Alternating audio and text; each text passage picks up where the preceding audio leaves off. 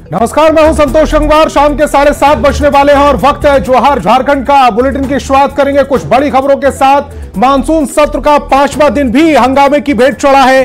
विपक्षी विधायकों ने सरकार के खिलाफ जमकर हंगामा किया। आपको यह बताएंगे कि आखिर बीजेपी के 18 विधायकों को विधानसभा से निलंबित क्यों कर दिया गया। वहीं पाकुड़ हिंसा के पीड़ितों से मुलाकात कर हेमंता बिस्वा शर्मा ने क्या कुछ कहा है, इस खबर से भी आपको रूबरू कराएंगे। रांची के मोहराबादी मैदान में चल रहे सहायक पुलिसकर्मी के आंदोलन की खबर भी विस्तार से बताएंगे, लेकिन शुरुआत करेंगे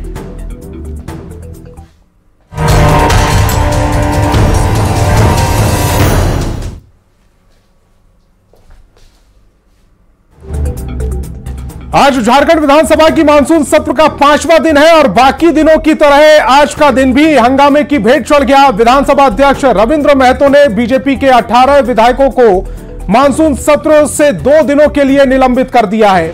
वहीं अब इस मामले को लेकर बयानबाजी भी तेज हो गई है। एक रिपोर्ट देखिए। हंगामे की भेंट चढ़ रहा मानसून सत्र। सदन में जनहित के मुद्दे पर चर्चा कब? 18 विधायक क्यों किए गए निलंबित?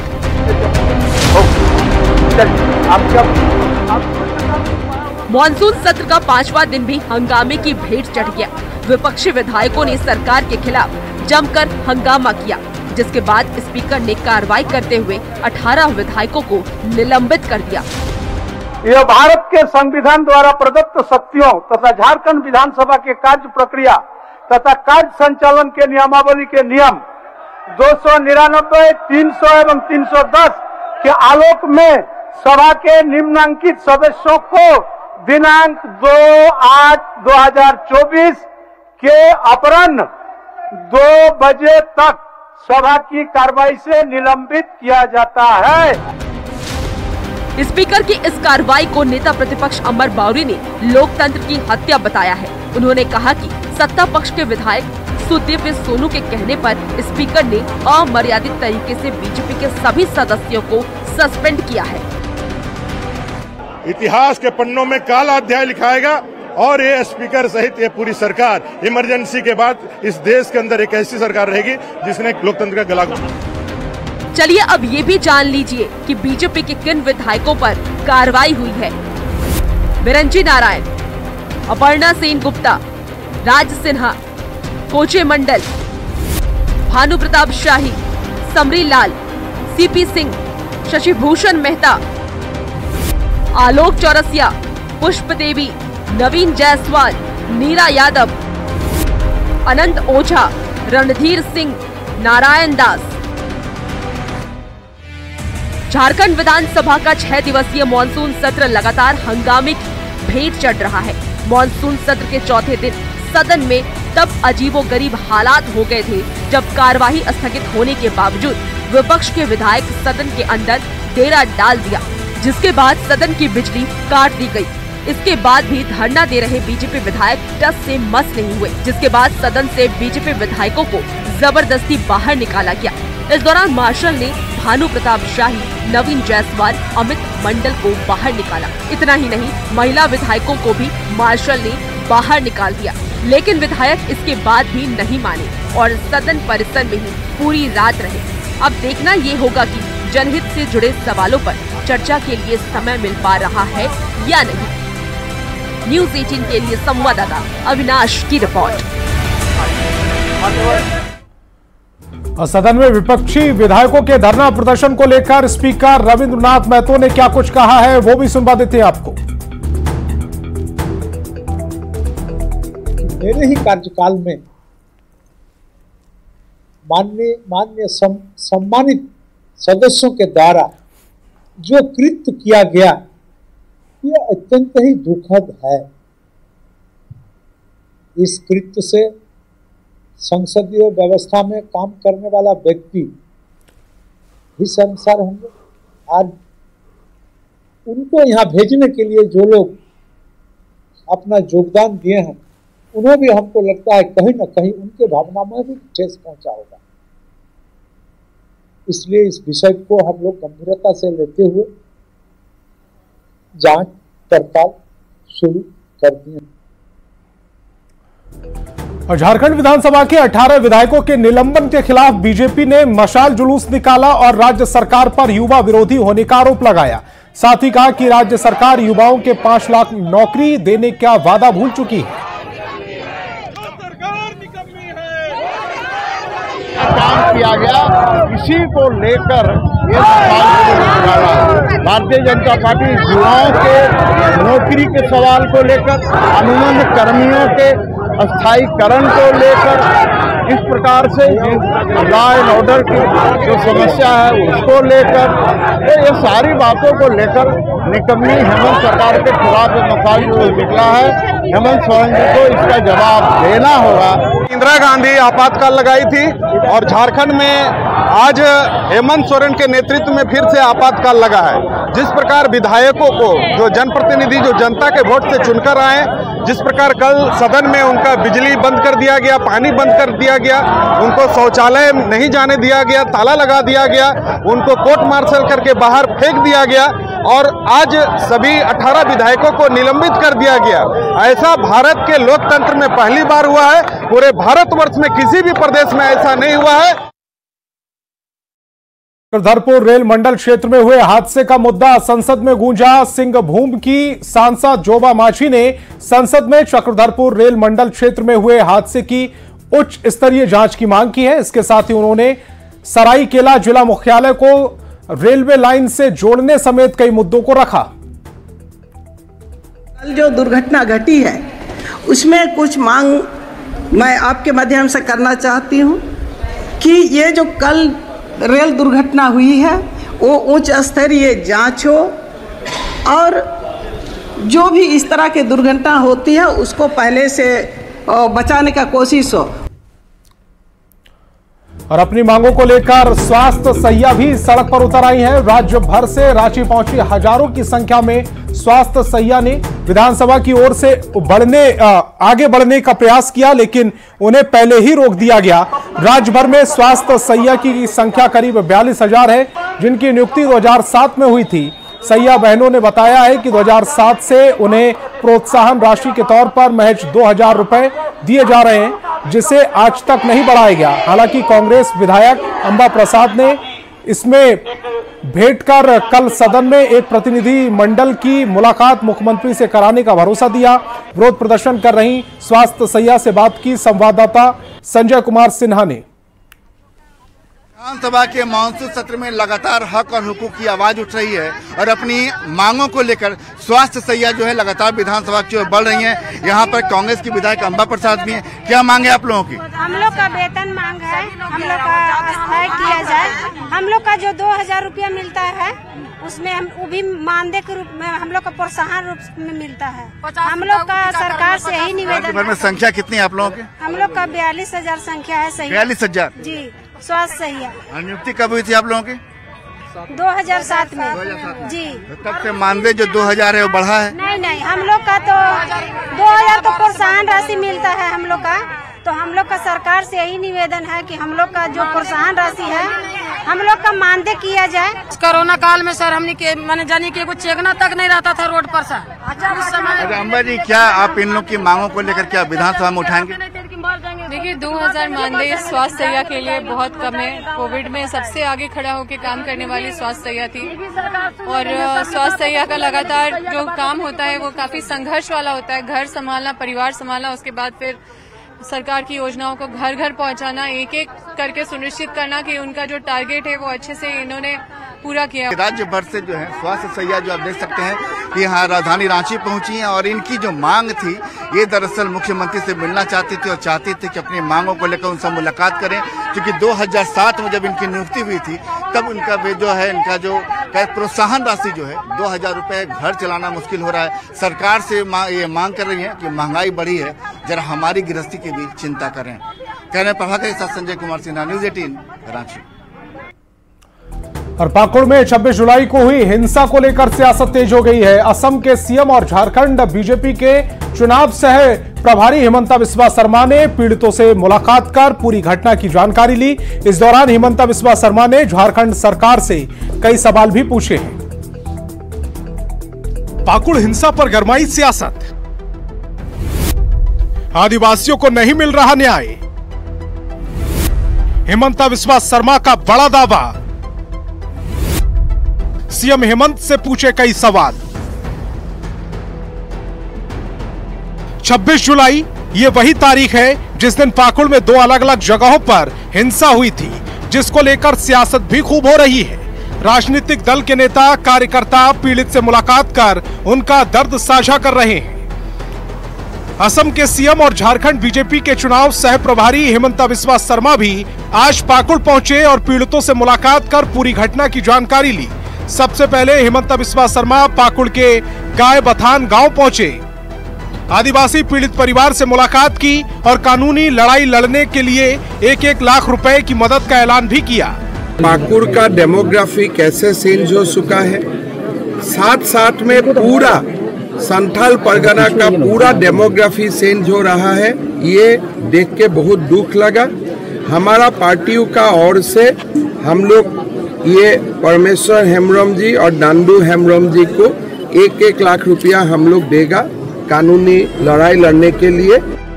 आदिवासी पीड़ित परिवार से मुलाकात के बाद CM Himanta Biswa Sharma KKM college पहुंचे और पुलिस और छात्रों के बीच हुई झड़प में घायल छात्रों से मुलाकात की। डीजीपी से भी बात करूंगा रांची जाके और उनको मैं निवेदन भी करूंगा कि ऐसा नहीं होते हैं, और अगर हमारा यूथ का ऊपर, स्टूडेंट का ऊपर ही आप लोग ऐसा जुर्म करेगा तो देश कैसे चलेगा। पाकुड़ जाना हिमंता बिस्वा शर्मा के लिए इतना आसान नहीं था। जब हिमंता बिस्वा शर्मा देवघर से पाकुड़ की ओर रवाना हो रहे थे तो जिला प्रशासन की ओर से उन्हें बीच में ही रोक दिया गया, जिसके बाद हिमंता बिस्वा शर्मा दुमका के रास्ते पाकुड़ गए और राज्य सरकार पर जमकर हमला बोला और सीएम हेमंत सोरेन से कई सवाल पूछ डाले। SPT कानून है, आदिवासी का जमीन ट्रांसफर हो ही नहीं सकता है। 2 बांग्लादेशी घुसपैठियों ने जमीन कब्जा किया। कोर्ट ने ऑर्डर दिया प्रशासन को कि ये दोनों को, जो उसका नाम तफुल मियां और कुज है, ये दोनों को हटा के आदिवासी परिवारजनों को जमीन आप दे दीजिए, लेकिन प्रशासन ने कुछ नहीं किया। अगर ऐसा ही होगा तो एक आदिवासी मुख्यमंत्री जो झारखंड का है, उनका दायित्व क्या बनते हैं। झारखंड में सत्ता पक्ष और विपक्ष के बीच सदन के अंदर और बाहर टकराव लगातार जारी है। कल बीजेपी विधायकों ने देर रात तक विधानसभा में प्रदर्शन किया।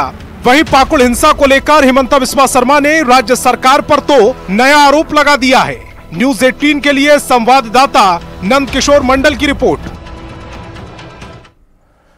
और अब आपको राजधानी रांची लेकर चलते हैं, जहां मोहराबादी मैदान में सहायक पुलिस कर्मियों का आंदोलन पिछले 1 महीने से जारी है। सरकार से कई चरणों की वार्ता के बाद भी अब तक कोई सार्थक पहल नहीं हो पाई है। भारी बरसात के बीच भी सहायक पुलिसकर्मी मोहराबादी मैदान में टेंट लगाकर डेरा डाले हुए हैं। इस बीच सहायक पुलिसकर्मियों और पुलिस के बीच झड़प भी हो चुकी है। स्थिति यह है कि अब सहायक पुलिसकर्मी मोहराबादी मैदान से निकलकर कहीं सीएम आवास या राजभवन का घेराव ना कर दे, इसीलिए पूरे मोहराबादी मैदान को ही घेर लिया गया है। इन पर 24 घंटे 7 दिन पुलिस की पैनी नजर बनी हुई है। यही है कि कहने के बाद भी नहीं होता है। वो असंतुष्टि के कारण कैबिनेट की मंजूरी सहायक पुलिसकर्मी चाहते हैं। यही रिक्वेस्ट और आग्रह हम लोग मीडिया के माध्यम से भी, मिल के माध्यम से कर रहे हैं कि श्रीमान उसको मंजूरी का स्वरूप प्रदान कर हमें लाभान्वित किया जाए। और हजारीबाग के राइट दफ्तर में प्राइमरी स्कूलों में खाली टीचर के 76 पद पर काउंसलिंग की गई, जिसमें वे उम्मीदवार शामिल हुए जो 2015-16 की नियुक्ति परीक्षा में शामिल हुए थे। इस अंतिम राउंड की काउंसलिंग तक उनका चयन नहीं हो सका था। ऐसे में पूरे राज्य में 3500 रिक्तियों पर बहाली चल रही है। झारखंड हाईकोर्ट के फैसले पर सभी उम्मीदवारों के दस्तावेजों की जांच हो रही है। 2015-16 में प्रारंभिक स्कूलों में पहले राउंड में 15 टीचर की बहाली हुई थी। इसके बाद हाईकोर्ट के आदेश पर 2019 में भी 1200 टीचर बहाल किए गए थे।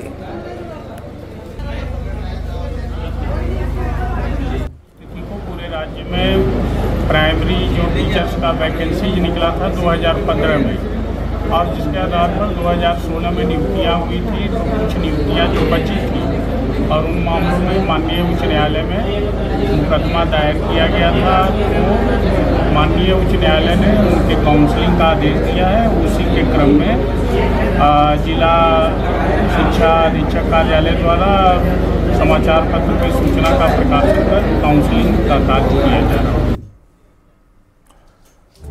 और रांची के डीसी की ओर से बनाई गई 5 टीमों ने राजधानी के कोचिंग सेंटर्स का जायजा लिया। दिल्ली के कोचिंग सेंटर में हुए दर्दनाक हादसे के बाद ये जांच रांची में भी शुरू हो गई है। प्रशासन की टीम के साथ नगर निगम और फायर ब्रिगेड की टीम भी कई कोचिंग सेंटर का जायजा लेने पहुंची, पर ज्यादातर सेंटर सुरक्षा मानकों को पूरा करने में फेल साबित हुए। हर कोचिंग सेंटर संचालक से एक फॉर्म भरवाया गया है। इस पर प्रबंधक के हस्ताक्षर भी लिए गए हैं। लालपुर में प्राणी हाइट्स के बेसमेंट में एक कोचिंग सेंटर चल रहा था, इस पर भी सवाल उठाए गए। एसडीएम ने कहा है कि पूरी जांच रिपोर्ट डीसी को सौंपी जाएगी। ज्यादा जानकारी दे रहे हैं न्यूज 18 संवाददाता ओम प्रकाश। दिल्ली में हुए हादसे के बाद रांची जिला प्रशासन भी कोचिंग सेंटरों की सुरक्षा मानकों को लेकर एहतियात बरत रही है और इसे लेकर तमाम तरह की जो जांच है वो की जा रही है। सुरक्षा के मद्देनज़र ये जांच है इस वक्त की जा रही है। इसमें मोटा मोटी जो आपके श्रम मानक हैं, बिल्डिंग की सेफ्टी है, फायर सेफ्टी है, मेडिकल है, टॉयलेट्स की व्यवस्था है, वेंटिलेशन वगैरह है, इन सबको लेकर के बाकायदा एक कॉम्प्रिहेंसिव रिपोर्ट तैयार की जा रही है जो अग्रिम कार्रवाई हेतु जमा कर दी जाएगी। जी, कुछ कमियाँ डेफिनेटली हो रही है, इनको हम रिपोर्ट करेंगे, चाहे वो एक्सटिंग्विशर्स की कमी हो, चाहे कुछ जगहों पे वेंटिलेशन की दिक्कत हो। ऐसे जो भी ऑब्जर्वेशन हम लोग के आ रहे हैं इन सबको हम बाकायदा रिपोर्ट कर देंगे, ताकि जो भी नियम से कार्रवाई वो हो जाएगी। यहाँ पे फोकस दंडात्मक से ज़्यादा सुधारात्मक पे रहेगा, ताकि इसको हम लोग मतलब बच्चों की सेफ्टी के लिए मतलब इसको इंश्योर कर सकें। वो उनको इन्फॉर्मेशन तो मिल गया है, सारा कुछ है सर, लेकिन फायर एक्सटिंग जो हो हाँ, तो वो बिल्डिंग का जो रहता है ना, वो बिल्डिंग कोचिंग सेंटर के अंदर तो मौजूद है। कोचिंग सेंटर में नहीं है सर, बिल्डिंग में तो है सर जी। तो मतलब बच्चों के सेफ्टी को लेकर आप लोग क्या कुछ प्रिकॉशन रखते हैं, क्या कुछ चीज़ें इन लोगों ने पूछी? सर फर्स्ट एड बॉक्स वगैरह या फिर अभी कोविड-19 का जो सैनिटाइज़र वगैरह है तो सारा कुछ अवेलेबल है। अगर ट्रांसपोर्ट सिस्टम या फिर बगल में हॉस्पिटल भी अगर वैसा कुछ होता है तो हम लोग तुरंत वहाँ पे भी लेके जाते हैं, तो सारा कुछ अवेलेबल है सर। कई जगहों पर जो मानक हैं उस मानक पर कोचिंग सेंटर जो हैं वो खरे नहीं उतर पा रहे हैं। ऐसे में इन तमाम चीज़ों को लेकर भी कार्रवाई जो है जिला प्रशासन आने वाले दिनों में रिपोर्ट के बाद कर सकती है। कैमरामैन संत के साथ ओम प्रकाश, न्यूज़ 18 रांची। रांची के डीसी की ओर से बनाई गई 5 टीम ने राजधानी के कोचिंग सेंटर्स का जायजा लिया। दिल्ली के कोचिंग सेंटर्स में हुए दर्दनाक हादसे के बाद यह जांच रांची में भी शुरू हो गई है। प्रशासन की टीम की ओर से नगर निगम और फायर ब्रिगेड की टीम ने भी कई कोचिंग सेंटर का जायजा लिया, पर ज्यादा सेंटर सुरक्षा मानकों को पूरा करने में फेल साबित हुए। हर कोचिंग सेंटर संचालक से एक फॉर्म भरवाया गया है, इस पर प्रबंधक के हस्ताक्षर भी लिए गए हैं। लालपुर में प्राणी हाइट्स के बेसमेंट में एक कोचिंग सेंटर चल रहा था।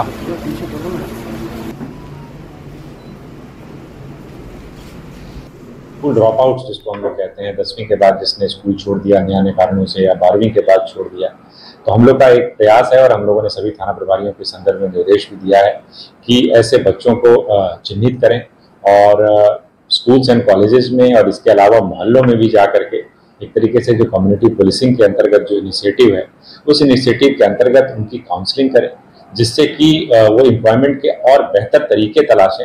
100% अच्छा है और ये मैं चाहूंगा एसएसपी साहब इसको पुरजोर से पूरे समाज, एनजीओ और जो भी सोशल वर्कर उनको भी इससे जोड़कर ये मुख्य धारा में काम करने का प्रयास करेंगे। कोई भी व्यक्ति, शरीफ आदमी भी अगर गलत फहमी का भी शिकार होकर के अगर जेल जाता है तो वहाँ कहीं ना कहीं अपराधियों से साठगांठ हो जाती है। उन लोगों का प्रलोभन जो है हो जाते हैं, बाहर निकलते तो उनको तरह तरह के लोग प्रलोभन देते हैं और उस प्रलोभन में कहीं ना कहीं युवा पीढ़ी जाकर के फंस जाती है और धीरे धीरे जो है वो बड़े अपराध का रूप ले लेता है। अगर प्रशासन इसको रोक लगाती है और नए उन लोगों को अवसर देती है तो इससे बड़ी खुशी की बात इस शहर के लिए कुछ नहीं होगी और एक गौरव का बात है।